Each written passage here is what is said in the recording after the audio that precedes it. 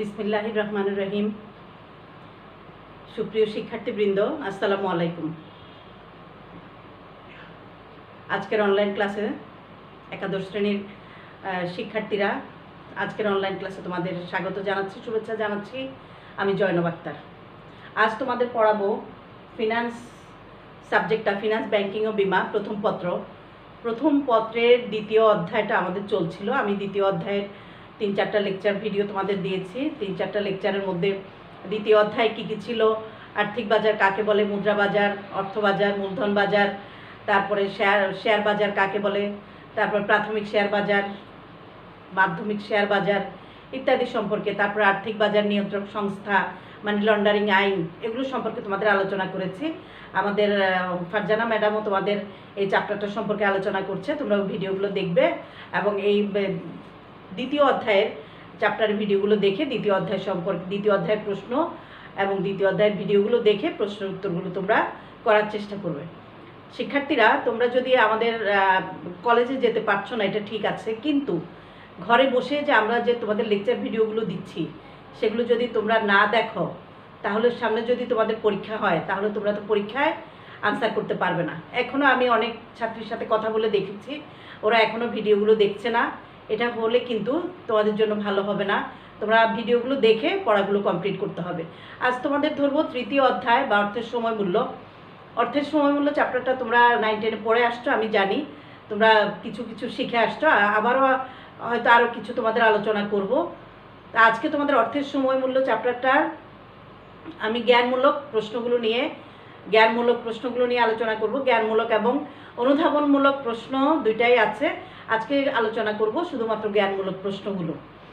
অর্থের সময় মূল্য চ্যাপ্টারটা থেকে আমরা অর্থের সময় মূল্য কাকে বলে, তারপরে বর্তমান মূল্য, ভবিষ্যৎ মূল্য, এগুলো সম্পর্কে আমরা জানতে পারবো। তো জ্ঞানমূলক প্রশ্ন, অনুধাবন, তারপরে প্রয়োগ এবং উচ্চতর দক্ষতা, চারটা ক্যাটাগরির প্রশ্ন তোমাদের হয় সৃজনশীলের। তোমাদের ক খ গ ঘ করে 4টা প্রশ্ন থাকে, 1 নাম্বার, 2 নাম্বার, 3 নাম্বার এবং 4 নাম্বারের প্রশ্ন। 1 নাম্বার প্রশ্নটা হচ্ছে জ্ঞানমূলক প্রশ্ন সৃজনশীলের মধ্যে, এবং সেটা সম্পূর্ণ বই থেকে সরাসরি আনসার করতে হয় সৃজনশীল প্রশ্নটা। তাহলে কি বা কাকে বলে, এটাই হচ্ছে 1 নাম্বার প্রশ্ন। প্রত্যেকটাতে কি, কাকে বলে বা কি, এটাই হচ্ছে একদম সরাসরি বই থেকে প্রশ্নটা তুলে দেওয়া হয়। এখানে কোনো ঘুরানো পেঁচানো প্রশ্ন থাকে না। কিন্তু যখন অনুধাবনমূলক প্রশ্নটা আসবে, সেটা কিন্তু তোমার কেন, কিভাবে, কখন, এগুলো কিন্তু তোমার ব্যাখ্যা বিশ্লেষণ করতে হবে। সেটা হচ্ছে অনুধাবনমূলক প্রশ্ন। সেখানে কিন্তু 2 নাম্বার থাকবে। 2 নাম্বার প্রশ্নের মধ্যেও কিন্তু 2টা ভাগ করে ফেলবে। প্রথমে যেটা আসছে সেটার একটু সংজ্ঞাটা দিবে, তারপর ওটা ব্যাখ্যা করবে। তাহলে আমরা 2 নাম্বার খুব সহজে 2 নাম্বার পেতে পারি। তা আজকে যে প্রশ্নগুলো আলোচনা করবো, আমি জ্ঞানমূলক প্রশ্ন, তৃতীয় অধ্যায়, অর্থের সময় মূল্য, এটা হচ্ছে আমার লেকচার 1।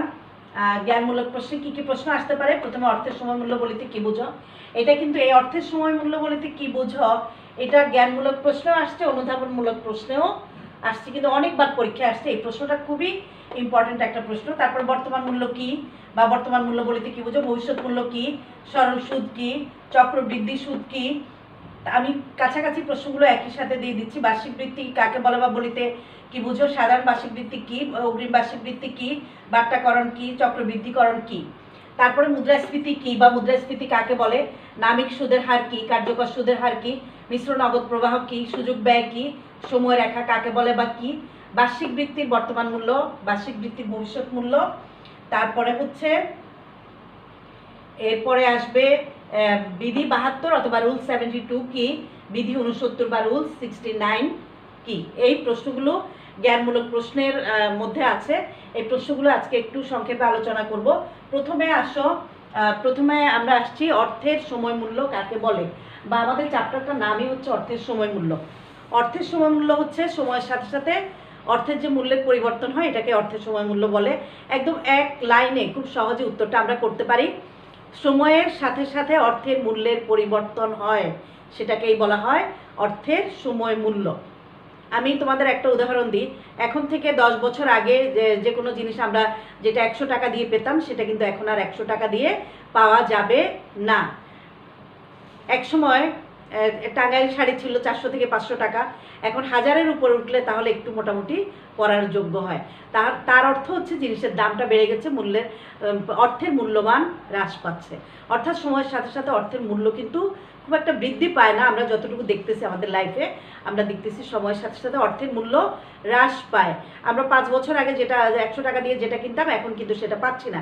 এখন কিনতে গেলে আমাদের আরও অনেক বেশি টাকা ব্যয় করতে হয়। এটাই হচ্ছে অর্থের সময় মূল্য। অর্থাৎ সময়ের সাথে সাথে অর্থের যে মূল্যের পরিবর্তন হয়, সেটাই হলো অর্থের সময় মূল্য। তারপর হচ্ছে বর্তমান মূল্য কাকে বলে? বর্তমান মূল্য হচ্ছে ভবিষ্যতে কোনো একটা টাকার এখন বর্তমান মূল্য কত। ভবিষ্যতে আমি হয়তো 10 বছর পরে 5,000 টাকা পাবো, 10,000 টাকা পাবো, কিন্তু সেটা আমি যদি এখন নেই তাহলে সেটার মূল্য কত হবে, এইটাই হচ্ছে বর্তমান মূল্য। তারপরে ভবিষ্যৎ মূল্য, এখন কোনো একটা টাকা কোনো জায়গায় নির্দিষ্ট জায়গায় বিনিয়োগ করলে একটা নির্দিষ্ট সময়ের পরে কত টাকা পাওয়া যাবে সেটাকে বলা হয় ভবিষ্যৎ মূল্য। অর্থাৎ ভবিষ্যতে এটার মূল্য কত দাঁড়াবে সেটা হচ্ছে ভবিষ্যৎ মূল্য। আর ভবিষ্যতে প্রাপ্ত টাকার বর্তমান যে মূল্য সেটাকে বলা হয় বর্তমান মূল্য। তারপরে সরল সুদ এবং চক্রবৃদ্ধি সুদ, দুইটা কাছাকাছি, দুইটা একটার সাথে একটা জড়িত। একটা শিখলে তোমরা আরেকটা আনসার করতে পারবে। এরকম সুদ 2 প্রকার হয়ে থাকে, একটা হচ্ছে সরল সুদ আর একটা হচ্ছে চক্রবৃদ্ধি সুদ। সুদ 2 প্রকার, কি কি? একটা সরল সুদ আর একটা চক্রবৃদ্ধি সুদ। খুব সহজ উত্তর, আসল টাকার উপর যখন সুদ ধরা হয়, একটা নির্দিষ্ট হার দেয়া থাকে, আসল টাকার উপর যখন নির্দিষ্ট হারে সুদ ধরা হয় এটাকে বলা হয় সরল সুদ। প্রতি বছর আসল টাকার উপরই সুদ ধরা হবে, এটা হচ্ছে সরল সুদ। আর প্রতি বছর সুদ এবং আসল, ধরো 2019 সালে 10,000 টাকা তুমি বিনিয়োগ করলে 10% সুদ, তাহলে 2019 সালে তুমি 10,000 টাকা বিনিয়োগ করে 10% সুদ পাচ্ছ, অর্থাৎ 1,000 টাকা পাচ্ছ। 20 সালে ওইটা হবে 11,000 টাকার উপর আবার 10% হবে, তাহলে 11,000 10% 1,100 টাকা হবে। অর্থাৎ আগের সুদ এবং আসল দুইটা যোগ করে যখন সুদ নির্ধারণ করা হয় এটাকে বলা হয় চক্রবৃদ্ধি সুদ। তাহলে আসল টাকার উপর যে সুদ ধার্য করা হয় সেটা হচ্ছে সরল সুদ, আর সুদ এবং আসলের উপর দুইটার যোগফলের উপর, দুইটা মোট টাকার উপর যেটা ধার্য করা হয় সেটা হচ্ছে চক্রবৃদ্ধি সুদ। এরপরে আসো বার্ষিক বৃত্তি। বৃত্তি মানে এটা আমরা বলতে পারি কিস্তির মতো, অর্থাৎ প্রতি বছর প্রত্যেকটা একটা নির্দিষ্ট সময়ের পরে, প্রতি সপ্তাহে, প্রতি 6 মাস পর, প্রতি 15 দিন পর, প্রতি 6 মাস পর, প্রতি মাস অন্তর, অথবা প্রতি বছর যদি নগদ টাকা আসা, নগদ টাকার আন্তঃপ্রবাহ এবং বহিঃপ্রবাহ ঘটে, এই যে ধারাটা, এই ধারাটাকে বলা হয় বার্ষিক বৃত্তি। অর্থাৎ প্রত্যেক বছর সমপরিমাণ নগদ অর্থের আন্তঃপ্রবাহ এবং বহিঃপ্রবাহের ধারাকে বলা হয় বার্ষিক বৃত্তি। প্রত্যেক বছর প্রত্যেকটা নির্দিষ্ট সময়ের পরে, বছর বললে হবে না, কোনো একটা নির্দিষ্ট সময়ের পরে যদি সমপরিমাণ নগদ আন্তঃপ্রবাহ বা বহিঃপ্রবাহ ঘটে, এই ধারাটাকে বলা হয় বার্ষিক বৃত্তি। বার্ষিক বৃত্তি আবার 2 প্রকার হয়ে থাকে, একটা হচ্ছে সাধারণ বার্ষিক বৃত্তি আর একটা হচ্ছে অগ্রিম বার্ষিক বৃত্তি। সাধারণ বার্ষিক বৃত্তি কোনটা? সময়ের শুরুতে যে বার্ষিক বৃত্তিটা, সাধারণ বার্ষিক বৃত্তি হচ্ছে সময়ের শেষে। যেমন ধরো আমরা যদি বাসা ভাড়া নেই, আমরা যদি বাসা 1 মাস থেকে যদি মাসের শেষে ভাড়াটা প্রদান করি, এটা হচ্ছে সাধারণ নিয়ম। আর আমরা যদি একটা বাসায় প্রথমে ঢুকেই যদি ওই মাসের ভাড়াটা দিয়ে দিতে হয়, তাহলে সেটা হচ্ছে অগ্রিম। আমাদের যেমন বেতন, ছাত্রীরা তোমাদের বেতন প্রদান করতে হয়, তোমরা যদি মাসের শুরুতে বেতনটা দিয়ে ফেলো তাহলে এটা হচ্ছে অগ্রিম সিস্টেম। আর যদি ওই মাসটা অতিক্রান্ত হওয়ার পরে যদি বেতনটা দাও তাহলে এটা হচ্ছে সাধারণ নিয়ম। তাহলে সাধারণ বার্ষিক বৃত্তি হলো একটা নির্দিষ্ট সময়ে নগদ আন্তঃপ্রবাহ এবং বহিঃপ্রবাহ যদি সময়ের শেষে নগদ আন্তঃপ্রবাহ এবং বহিঃপ্রবাহ ঘটে, সমপরিমাণ টাকার আদান প্রদান ঘটে, সমপরিমাণ আন্তঃপ্রবাহ বহিঃপ্রবাহ ঘটে, তাহলে সেটাকে বলা হয় সাধারণ বার্ষিক বৃত্তি। আর একটা নির্দিষ্ট সময়ের শুরুতেই যখন নগদ আন্তঃপ্রবাহ এবং বহিঃপ্রবাহ ঘটবে তখন ওইটাকে বলা হয় অগ্রিম বার্ষিক বৃত্তি। তারপরে আমরা পাচ্ছি এবারে 9 নম্বর প্রশ্ন হচ্ছে বাট্যাকরণ কি? বাট্যাকরণ সহজ একটা উত্তর। বাট্যাকরণ হচ্ছে বর্তমান মূল্য নির্ণয়ের প্রক্রিয়াকে বলা হয় বাট্যাকরণ। আমরা যদি একটা নির্দিষ্ট পরিমাণ টাকার বর্তমান মূল্য কত টাকা সেটা বের করতে চাই, তাহলে এই যে প্রক্রিয়াটা এটাকে বলা হয় বাট্যাকরণ। আর ভবিষ্যৎ মূল্য নির্ণয়ের প্রক্রিয়াকে বলা হয় চক্রবৃদ্ধিকরণ, কারণ ভবিষ্যৎ মূল্যটা বৃদ্ধি পায় আর বর্তমান মূল্যটা কিন্তু প্রশ্নে যে টাকাটা দেয়া থাকবে সেটা কিন্তু উত্তরটা কিন্তু তার থেকে কম হবে। ধরো তুমি 5 বছর পর 10,000 টাকা পাবে, এটার বর্তমান মূল্য কত যদি নির্ণয় করতে বলা হয়, তাহলে আমরা যদি বের করি তাহলে সেটা কিন্তু উত্তরটা ছোট হবে, ওইটা যেটা প্রশ্নে দেওয়া ছিল 10,000 টাকা তার থেকে কম হবে। কিন্তু আমাদের যদি প্রশ্নটা এরকম হয়, এখন 10,000 টাকা ব্যাংকে জমা রাখলে 5 বছর পর কত টাকা পাওয়া যাবে, তাহলে ওই টাকাটা কিন্তু 10,000 টাকা থেকে বেশি হবে। তাহলে একটা হচ্ছে বাট্টাকরণ, বাট্টাকরণ হচ্ছে বর্তমান মূল্য নির্ণয় প্রক্রিয়াকে বাট্টাকরণ বলে, আর ভবিষ্যৎ মূল্য নির্ণয় প্রক্রিয়াকে চক্রবৃদ্ধিকরণ বলে। চক্রবৃদ্ধিকরণ আর চক্রবৃদ্ধি সুদ দুটা কিন্তু এক জিনিস না, সুদ আলাদা, চক্রবৃদ্ধি সিস্টেম আলাদা। তাহলে সুদটা হচ্ছে সুদ এবং আসল দুইটা যোগ করে সেটার উপর যদি সুদ নির্ধারণ করা হয় এটাকে আমরা চক্রবৃদ্ধি সুদ বলি। আর ভবিষ্যৎ মূল্য নির্ণয়ের প্রক্রিয়াটাকে বলা হয় চক্রবৃদ্ধিকরণ। এবারে প্রিয় শিক্ষার্থীরা তোমরা এদিকে আসো, দেখো মুদ্রাস্ফীতি কি। মুদ্রাস্ফীতি হলো পণ্য বা সেবার মূল্য যদি বৃদ্ধি পায়, কোনো কারণে যদি পণ্য বা সেবার মূল্য বৃদ্ধি পায় সেটাকে বলা হয়, অর্থাৎ কোনো দ্রব্য বা সেবার মূল্যের ঊর্ধ্বগতিকে বৃদ্ধি পাওয়া বা ঊর্ধ্বগতিকে মুদ্রাস্ফীতি বলে। যেমন এখন কি চলছে, আসলে মুদ্রাস্ফীতি বলা যেতে পারে যে কোনো জিনিসের মূল্যটা ঊর্ধ্বমুখী, অর্থাৎ দাম বেড়ে যাচ্ছে। যে কোনো জিনিসের মূল্য বেড়ে যাওয়াকে বা ঊর্ধ্বগতিকে, সময়ের সাথে সাথে যে ঊর্ধ্বগতি এটাকে বলা হয় মুদ্রাস্ফীতি। সেবার মান বৃদ্ধি পাওয়া কেমন, সেবামূলক কাজগুলো কি, ডাক্তার, ইঞ্জিনিয়ার, উকিল, চার্টার অ্যাকাউন্টেন্ট, শিক্ষক, এদের পেশাগুলো হচ্ছে সেবামূলক কাজ। তাহলে ওগুলো যদি ফিটা বৃদ্ধি পায় তাহলে এটা হচ্ছে উত্তর মানে বৃদ্ধি পেতে থাকবে, ঊর্ধ্বগতি থাকবে, নিম্নগতি হবে না, স্থিতিশীল থাকবে না, তখন ওইটাকে বলা হয় মুদ্রাস্ফীতি। আবার যদি দ্রব্যের মূল্য বেড়ে যায়, সবসময় খালি বাড়তেছে বাড়তেছে বাড়তেছে, তাহলে সেটাও কিন্তু ঊর্ধ্বগতি, সেটাকে বলা হয় মুদ্রাস্ফীতি। অর্থাৎ 100 টাকা দিয়ে আমরা যেটা জিনিস পেতাম, তারপরে যখন মূল্যটা বেড়ে যায় তখন কিন্তু আমরা 100 টাকা দিয়ে ওই জিনিসটা পাই না। যেমন ধরো বর্তমানে আলু কেজি কত, 50 টাকা। গত 4-5 মাস আগে কত ছিল, 20 টাকা, 25 টাকা। তাহলে এটা কি, এটা একটু ঊর্ধ্বমুখী। এরকম যে কোনো কিছু, আমি একটা উদাহরণ দিলাম আর কি, প্রত্যেকটা জিনিসেরই কিন্তু দামটা যখন ঊর্ধ্বমুখী হয়, ঊর্ধ্বমুখী হয়, অর্থাৎ আমাদের পণ্য কিনতে বেশি টাকা ব্যয় করতে হয়, এটাকেই বলা হয় মুদ্রাস্ফীতি। তারপরে এরপরে আসবে নামিক সুদের হার কাকে বলে। নামিক সুদের হার হলো ঋণদাতা এবং ঋণ গ্রহীতার মধ্যে যে চুক্তিবদ্ধ সুদের হার, এটাকে বলা হয় নামিক সুদের হার। অর্থাৎ ঋণদাতা যখন অন্যজনকে ঋণ দিবে তখন তিনি একটা সুদ নির্ধারণ করে দিবে, যেমন 10%, 15%, 20% এরকম একটা হার নির্ধারণ করে দিবে, এবং ঋণ গ্রহীতা সেই হারে ঋণ গ্রহণ করতে ইচ্ছুক হবে এবং সেই হারে সুদ প্রদান করতে সে সম্মত হবে। তাদের মধ্যে দুইজনের মধ্যে চুক্তিবদ্ধ যে সম্পর্ক, চুক্তিবদ্ধ হয়ে তারা যে সুদ নির্ধারণ করবে, ঋণদাতা এবং ঋণ গ্রহীতার মধ্যে চুক্তিবদ্ধ সম্পর্ক, যে সুদের হার নির্ধারণ করবে চুক্তিবদ্ধ হয়ে, সেটাকে বলা হয় নামিক সুদের হার।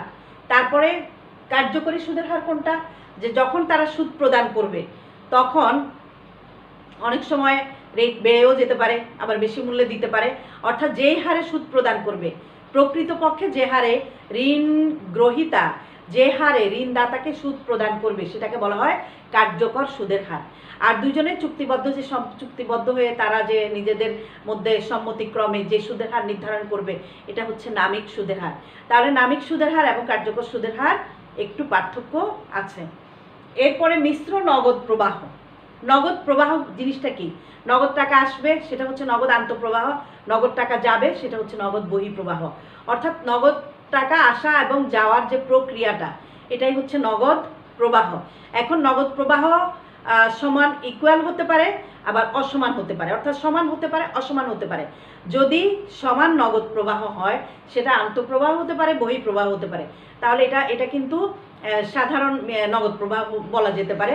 আর যখন অসমান নগদ প্রবাহ, প্রতি বছর তুমি 1 লক্ষ টাকা বিনিয়োগ করলে, প্রথম বছর 10,000 টাকা, তারপরে বছর 15,000 টাকা, তারপরে বছর পেলে 25,000 টাকা, আবার নেমে গেল 8,000 টাকা, এরকম অসমান এক এক বছর এক এক টাকা আর লাভ হিসাবে বা আয় হিসাবে পাচ্ছ। আবার যদি এরকম প্রদানের ক্ষেত্রেও যদি এরকম হয়, প্রথম বছর 10,000, তারপরে বছর 12,000, তারপরে 18,000, তারপরে 20,000, তারপরে 30,000, এরকম যদি প্রদান করতে হয়, তাহলে এই যে নগদ অসমান নগদ প্রবাহের আন্তঃপ্রবাহ এবং বহিঃপ্রবাহের যে ধারা, এটাকে বলা হয় মিশ্র নগদ প্রবাহ। অনেক সময় মিশ্র নগদ প্রবাহেরও কিন্তু অঙ্ক পরীক্ষায় আসে, অসমান নগদ প্রবাহের আন্তঃপ্রবাহ বহিঃপ্রবাহ পরীক্ষায় আসে, বর্তমান মূল্য নির্ণয় করো বা ভবিষ্যৎ মূল্য নির্ণয় করো, এরকম প্রশ্ন আসতে পারে। সাধারণ নিয়মেই সূত্রগুলো অ্যাপ্লাই করতে হবে। সেটা ছোট সূত্রটা আমরা যদি ভবিষ্যৎ মূল্য বের করতে চাই, ভবিষ্যৎ মূল্য সূত্র ধরো 5টা ভবিষ্যৎ মূল্য দেওয়া আছে, সবগুলো যোগ করে একসাথে বের করতে হবে। আবার বর্তমান মূল্য নির্ণয় করতে গেলে বর্তমান মূল্য সূত্রটাই অ্যাপ্লাই করতে হবে, N1, N2, N3, N4, 5 দিয়ে, অর্থাৎ বছর 1, 2, 3, 4 করে লিখে আমাদের উত্তরটা বের করতে হবে। তাহলে অসমান নগদ প্রবাহের নগদ প্রবাহকে আমরা বলি মিশ্র নগদ প্রবাহ। আমি নিশ্চয়ই তোমাদের বুঝাতে পেরেছি। অসমান নগদ প্রবাহ, মাঝে মাঝে সমান নগদ প্রবাহ হতে পারে, অসমান নগদ প্রবাহ হতে পারে। যখন অসমান নগদ প্রবাহ হবে সেটা আন্তঃপ্রবাহ বহিঃপ্রবাহ দুইটাই হতে পারে, সেটাকে বলা হয় মিশ্র নগদ প্রবাহ। তারপরে সুযোগ ব্যয় কাকে বলে, এটা একটা ইম্পর্টেন্ট প্রশ্ন। এটা আরো আরো কোন কোন চ্যাপ্টারের মধ্যে আছে। সুযোগ ব্যয়, সুযোগ ব্যয় হচ্ছে একটা সুবিধা, একটা সুযোগ গ্রহণ করতে গেলে, কোনো একটা নির্দিষ্ট জায়গায় বিনিয়োগ করতে গেলে আরেকটা বিনিয়োগের অপশান যদি ছেড়ে দিতে হয়, সেই ব্যয়টাকে, সেখানে যে ব্যয় হবে সেই ব্যয়টাকে বলা হয় সুযোগ ব্যয়। অর্থাৎ সুযোগ ব্যয়টা একটা, যখন কোনো একটা প্রকল্পে বিনিয়োগ করলে অন্য একটা প্রকল্পে বিনিয়োগের সুযোগ ত্যাগ করতে হয়, একটা প্রকল্পে বিনিয়োগ করতে গেলে আরেকটা প্রকল্পে সুযোগ ত্যাগ করতে হবে, সেটাকেই বলা হয় সুযোগ ব্যয়। যেমন ধরো তোমার কাছে 5,000 টাকা আছে এবং তোমার সামনে 5,000 টাকা মূল্যের দুইটা বিনিয়োগ প্রকল্প আছে, তুমি একটাতে বিনিয়োগ করতে পারবে, এক্স প্রকল্প অথবা ওয়াই প্রকল্প। এখন যদি তুমি এক্স প্রকল্পে বিনিয়োগ করো তাহলে ওয়াই প্রকল্প বাতিল হয়ে যাবে, যদি তুমি ওয়াই প্রকল্পে বিনিয়োগ করো তাহলে এক্স প্রকল্প বাতিল হয়ে যাবে। তাহলে এখানে যে ব্যয়টা হবে সেই ব্যয়টাই হচ্ছে সুযোগ ব্যয়। তারপরে সময় রেখা, সময় রেখা কাকে বলে? সময় রেখা হলো সময় রেখা হচ্ছে একটা আনুভূমিক রেখা। এটাকে শূন্য থেকে সর্ববামে শূন্য এবং পরবর্তীতে বাম থেকে ডান দিক পর্যন্ত ভবিষ্যৎ সময় উল্লেখ থাকে। 1 বছর, 2 বছর, 3 বছর, 4 বছর, 5 বছর পরে কত টাকা হবে সেটা আমরা যখন রেখাচিত্রের মাধ্যমে উপস্থাপন করি সেটাকে বলা হয় সময় রেখা। অর্থাৎ অর্থের মূল্যটা, সময় মূল্যটা আমরা যখন ভবিষ্যৎ মূল্য বের করতে যাই বা বর্তমান মূল্য বের করতে যাই, আমরা যখন সময়ের সাথে শূন্য থেকে শুরু করে আমরা সময় রেখার মাধ্যমে সেটা নির্ণয় করি, তখন এটাকে বলা হয় সময় রেখা। এখানে যেটা বলা আছে দেখো, সময় রেখা হচ্ছে আনুভূমিক একটা রেখা যার সর্ববামে শূন্য থাকবে, অর্থাৎ এটা একটা এরকম লম্বা রেখা হবে, এখানে শূন্য দেওয়া থাকবে, 1, 2, 3, 4, 5 বছর দেওয়া থাকবে, সর্ববামে এটা সর্বশেষ মেয়াদটা থাকবে এবং ভবিষ্যৎ মূল্য উল্লেখ থাকে যার মাধ্যমে নগদ প্রবাহ দেখানো হয়। এই রেখাটাকে বলা হয় সময় রেখা। তারপরে বার্ষিক বৃত্তির বর্তমান মূল্য এবং বার্ষিক বৃত্তির ভবিষ্যৎ মূল্য, এটা একটু তোমাদের বলি।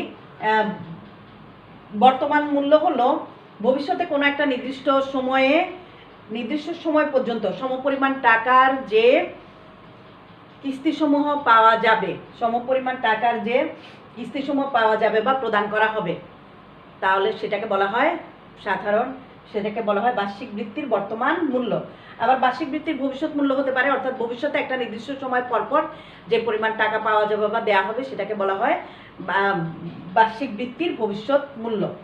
তাহলে আমি আবার একটু বলছি, এনইউটি ভবিষ্যতে কোনো নির্দিষ্ট মেয়াদ শেষে নির্দিষ্ট পরিমাণ অর্থ পাওয়ার জন্য বার্ষিক বা অর্ধবার্ষিক মাসিক কিস্তিতে যে পরিমাণ অর্থ জমা করতে হয় তার মূল্যকে ভবিষ্যৎ মূল্য বলে। এভাবে আমরা বের করতে পারি কাকে বলে, এটা আমরা বলতে পারি।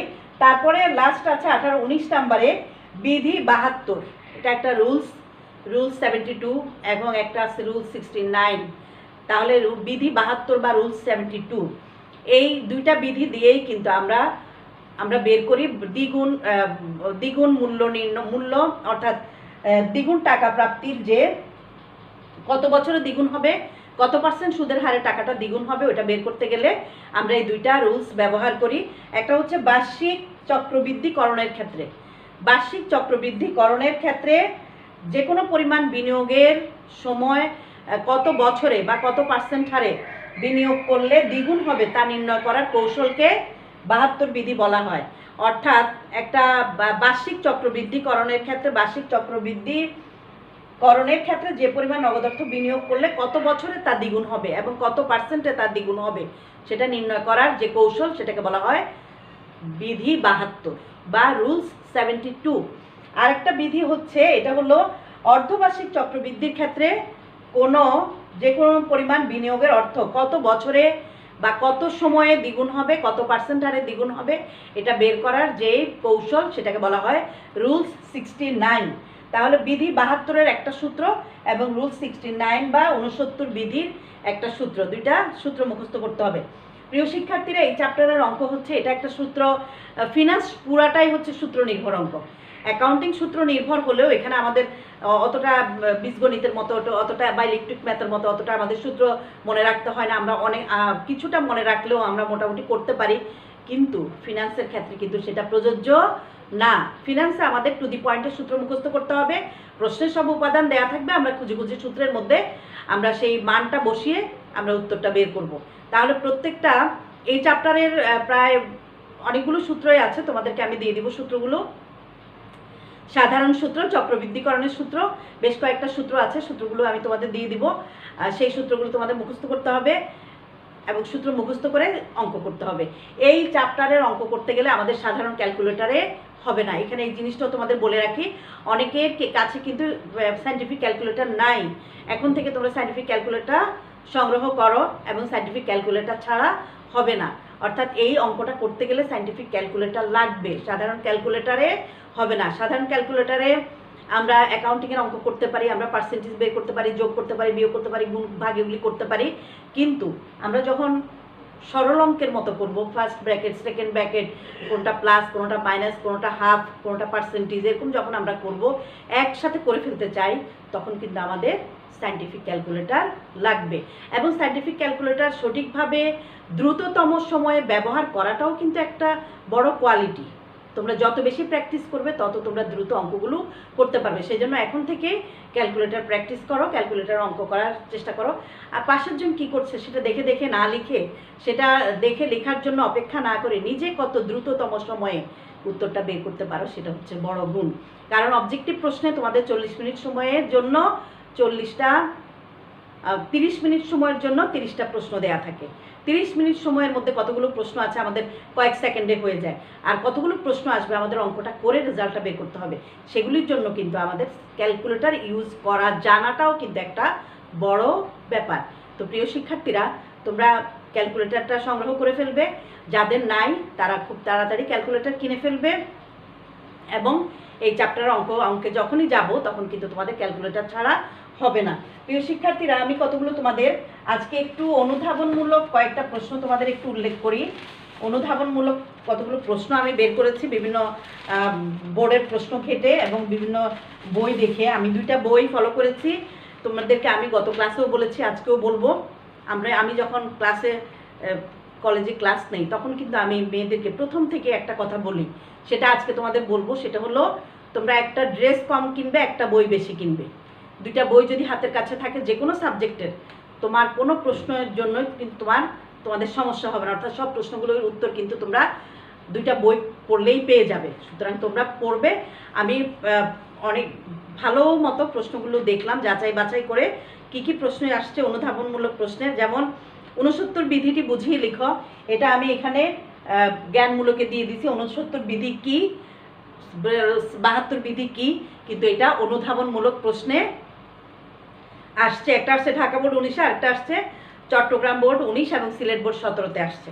তারপরে প্রকৃত সুদের হার বুঝিয়ে লিখো, এটা জ্ঞানমূলকে আসতে পারে। প্রকৃত সুদের হার কি আর প্রকৃত সুদের হার বুঝিয়ে লিখো। যখন তোমরা অনুধাবনমূলক প্রশ্নের উত্তর করবে তখন কিন্তু তোমরা একটা উদাহরণ দিয়ে ওটা বুঝিয়ে লেখার চেষ্টা করবে। প্রথমে কাকে বলে, তারপরে উদাহরণ দিবে, উদাহরণ দিয়ে সেটা ব্যাখ্যা বিশ্লেষণ করে বুঝিয়ে দেওয়ার চেষ্টা করবে প্রকৃত সুদের হার কোনটা।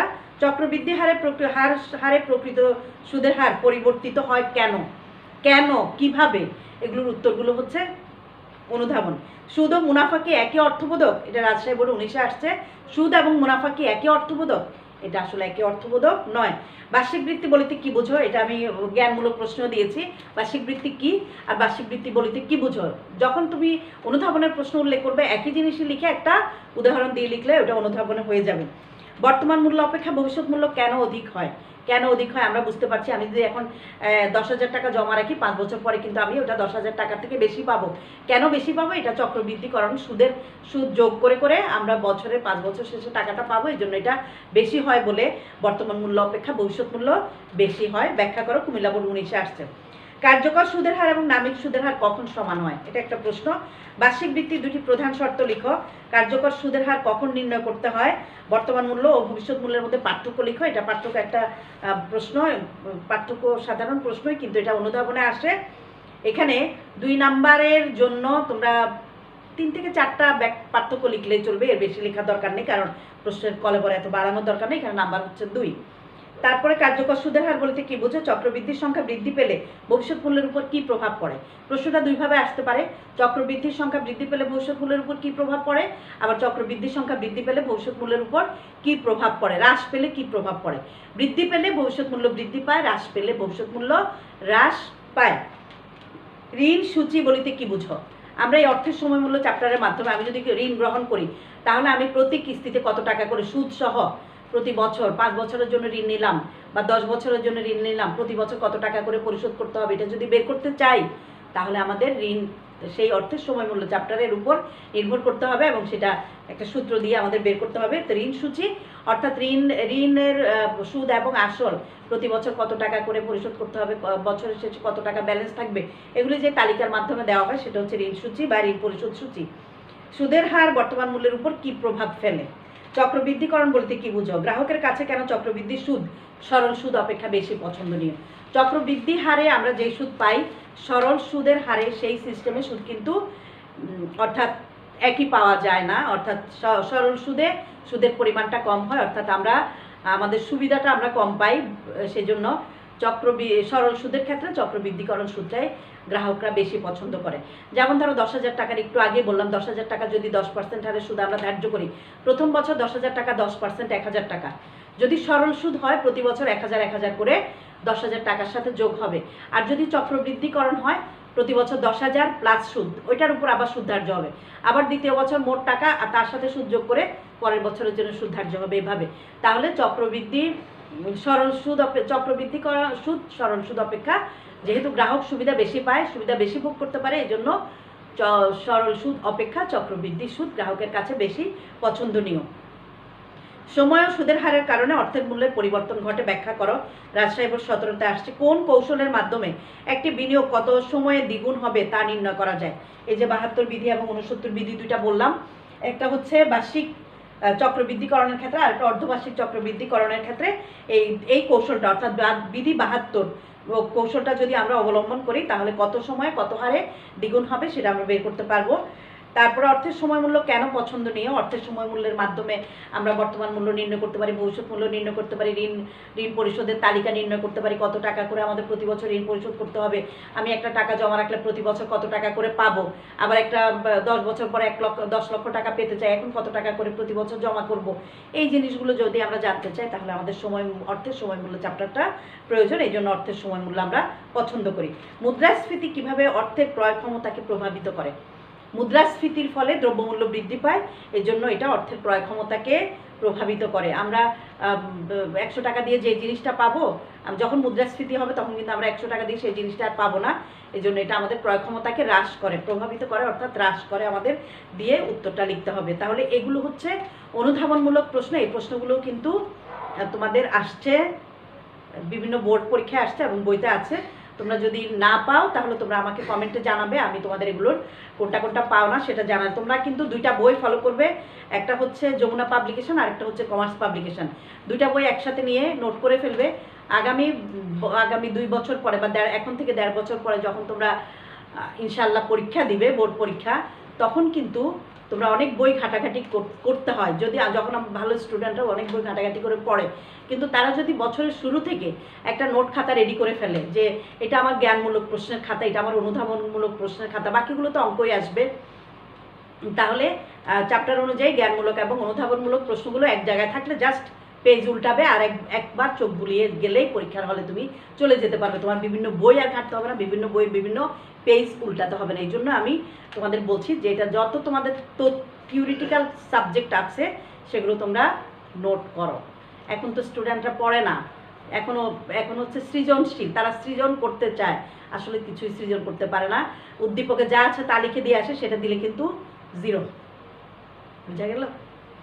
প্রিয় শিক্ষার্থীরা, আমি তোমাদের আজকে জ্ঞানমূলক প্রশ্নগুলো এখানে আমি বোর্ডে লিখে দিয়েছি, সেগুলো আমি আলোচনা করেছি। অনুধাবনমূলক প্রশ্নগুলো আমি তোমাদের বলে দিয়েছি। এই প্রশ্নগুলো আমি সময় পেলে আরেকটা লেকচার শিট, আরেকটা লেকচার তোমাদের দিব, তারপরে আমি ওখানে অনুধাবনমূলক প্রশ্নগুলো আলোচনা করব। এরপরে আমি তোমাদের সূত্র দিব, তারপরে পরবর্তী ক্লাসে অঙ্কে যাব। এইভাবে ধাপে ধাপে ধাপে ধাপে আগাবো। তোমরা প্রত্যেকটা লেকচার ভিডিও প্রথম থেকে শেষ পর্যন্ত দেখবে। প্রিয় শিক্ষার্থীরা, আমার আজকের অনলাইন ক্লাসটা আমি এখানেই শেষ করছি। তোমরা সবাই ভালো থাকো।